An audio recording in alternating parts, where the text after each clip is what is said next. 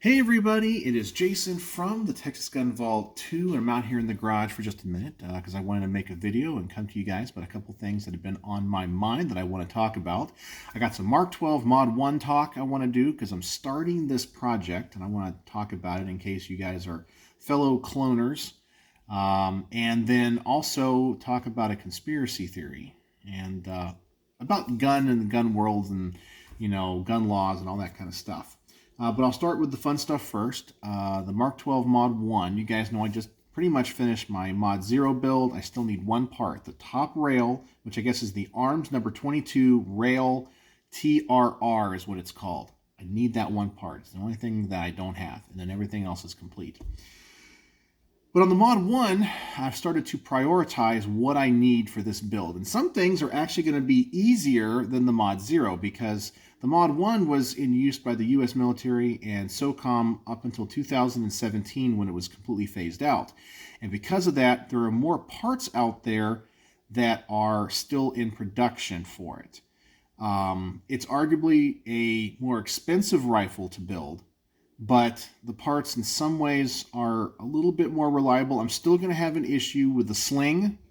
I'm still going to have an issue with the sling mount that goes on the rail, the Knight's Armament. I might have a lead on that. One of my subscribers messaged me and said that they might have one.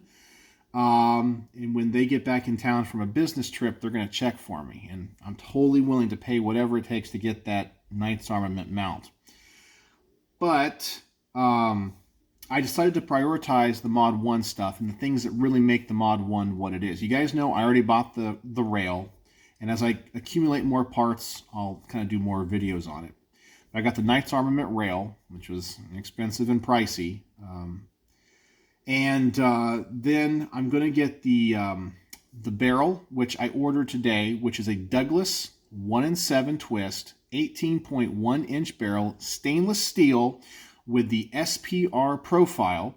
And it is profiled so we can take the Ops ink long collar and muzzle device. Now the one on the PRI Mod 0 is the short collar. A lot of people, I guess I've discovered, and I know a lot of people don't know, the Mod 0 used a short collar for the suppressor and the Mod 1 used a long collar. Why that is, I don't know. I think the short collar would work on both, but they changed. I was able to find the collar and the muzzle device an actual Ops ink one, which is a little bit harder to find, but I found one, and the Allen Industries one, which is an exact copy of it, was out of stock everywhere. So I got an original one, which is kind of cool, but I got that coming, and I got the barrel coming. But I decided on the barrel, there were a few places that sold them in flat dark earth and black, and I think Charlie's Custom Clones does them in what's called Crane Gray, which is kind of the original color that they would have come from Crane when they were issued to the troops. However, of course, they're out of stock everywhere. There's only a few places that have them in these various colors, and because I'm trying to do I guess this one's going to be black in color, I didn't want to go with the black barrel, the black Cerakoted barrel, because it might be too much, and I don't see any pictures of SOCOM actually using them. They all are gray. So I was able to order one in raw stainless steel. So it's the right profile, right everything, right twist weight, everything set up for the break in the collar, but it's going to be in stainless steel. And I've already contacted a guy in town who does all of my gun coating. His company is called Texas Gun Garage, and he does some amazing gun coating. I think he actually uses gun coat, not Cerakote, but I know he could order Cerakote. But anyway, I sent him some pictures today, and he's doing some research for me on the exact color. So when I get the barrel, what I'm going to do is I'm going to dimple the barrel for the Mark 12 gas block. I'm going to get a Daniel Defense Mark 12 gas block, and the screw spacing on that is 0.420. In fact, I have my, this is an awesome tool. So if you're ever installing gas blocks and you need to get the right spacing, this is the tool to have.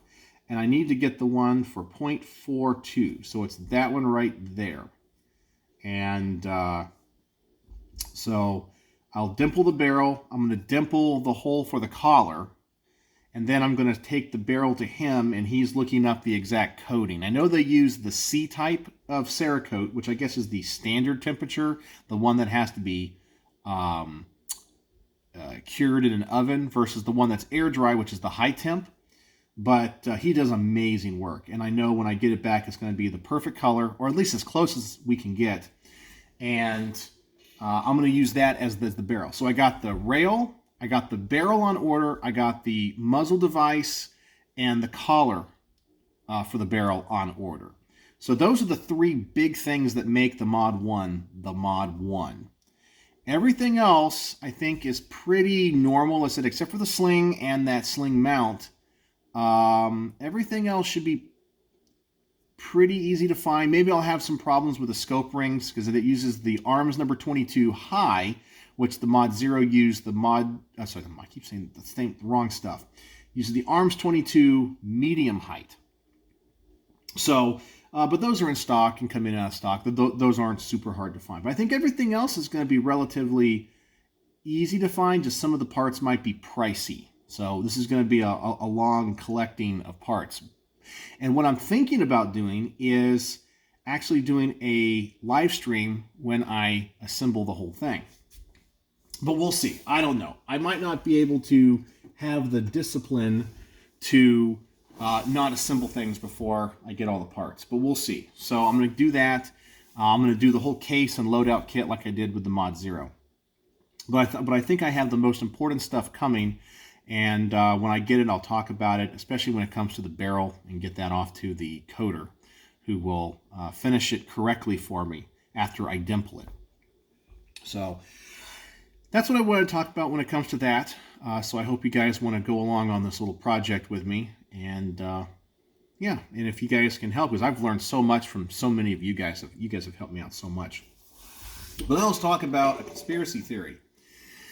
And I'm going to start this conspiracy theory and see what you guys think by asking a question. And the question I'm going to ask is, have you guys noticed there's not really a lot of gun news? And I mean like laws being passed. I mean like courts making decisions, either good or bad for us. Have you noticed that there hasn't been any mass incidents? If you guys know what I'm talking about, I have to be careful how I word things on YouTube. And every time this kind of happens, especially when it looks like in some of the courts, we might be getting some very pro-Second Amendment cases being decided, something always happens. And I pray to God nothing happens. And it always seems this way. It's like when Congress was about to pass or vote on the Hearing Protection Act to get suppressors off the NFA. We had that congressional baseball incident, right? Where that crazy Bernie Sanders supporter went out there and tried to hurt a bunch of people. Anytime something's about to happen, or if nothing's happening, or a big Supreme Court case is about to hit, like when it came to the Bruin decision, we always get stuff. And I'm not saying that they're false flags. I'm not saying it's done on purpose. It just always seems to be that way. And it has been quiet on the Western Front for a while. It really has. I mean, there's been a few things here and there, but nothing that's made like national news. And we're still waiting for Judge Roger Benitez out in California to hopefully overturn the California assault weapons ban and the magazine ban. We're waiting for injunctions on the FRT stuff for the triggers. We're waiting on that on the bump stocks. We're waiting on that with the pistol brace stuff. Man, it's been quiet. Do you guys fear waking up every day? I honestly do, because I'm always scared something's going to happen.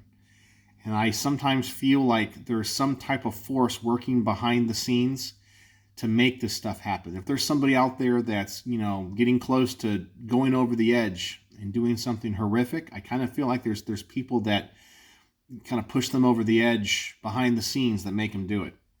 I'm not saying who or what or anything, man. It's just, I just worry about it because I don't want anything to happen. But we've gone for a long time now where there hasn't been any talk about gun stuff in Congress. We're waiting on pro-gun decisions. Yeah, all this stuff is going on, and I worry every single day. So am I a conspiracy theorist, or what? Am I just anxious and worried because it's been a lull on this? What do you guys think? Do you guys notice these trends? I know that I do. And as, of course, we get into election season, that's another thing. We're getting into election season. And it always seems like something happens so that one side can push a gun control agenda. In the elections, it always happens. Always happens. I'm a little scared, a little nervous. What do you guys think? Are you guys as worried as I am? So, anyway, I started the video with something positive and what I think is a cool project, and I ended it with something maybe a little bit conspiratorial, and something I'm a little worried about. So what do you guys think about either thing?